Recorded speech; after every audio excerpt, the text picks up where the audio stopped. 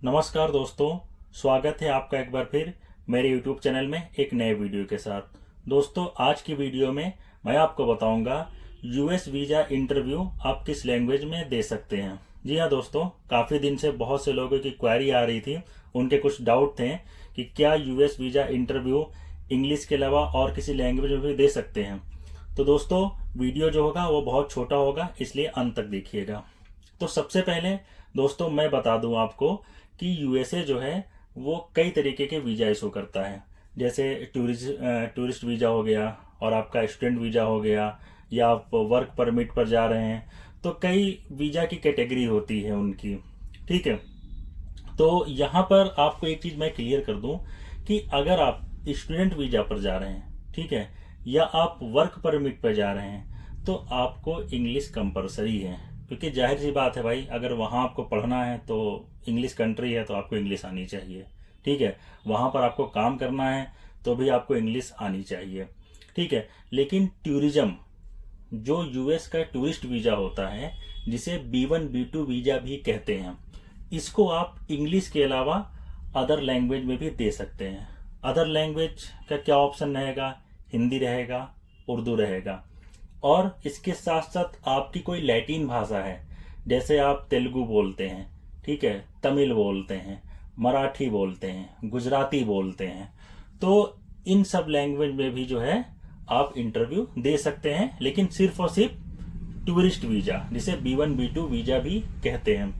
अब for example मैं आपको बता दूं कि मैं जब चेन्नई गया था इंटरव्यू देने, तो वहाँ पर एक अलग लाइन लगी हुई थी जिसमें हिंदी था, उर्दू था, तेलुगु था, तमिल था। तो तेलुगु तमिल वहाँ के लोगों की एक लैटिन भाषा हो गई अपनी, ठीक है, कि वहाँ के लोकल लोग ही बोल सकते हैं।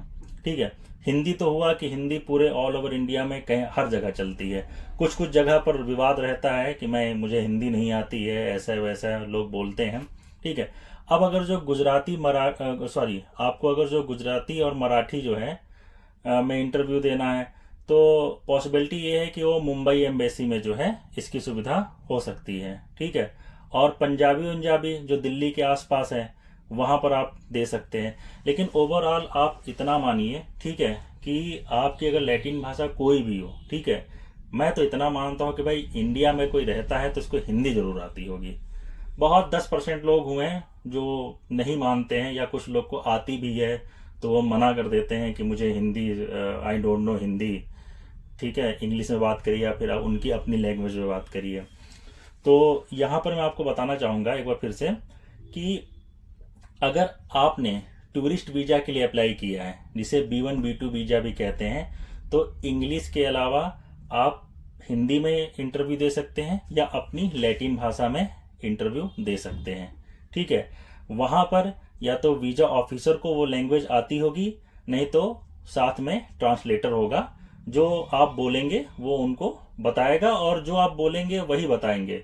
आपसे मिसकम्युनिकेशन नहीं होगा। इस बात के लिए आप वरी मत होइए बिल्कुल। ठीक है, तो आपका कम्युनिकेशन सही रहेगा।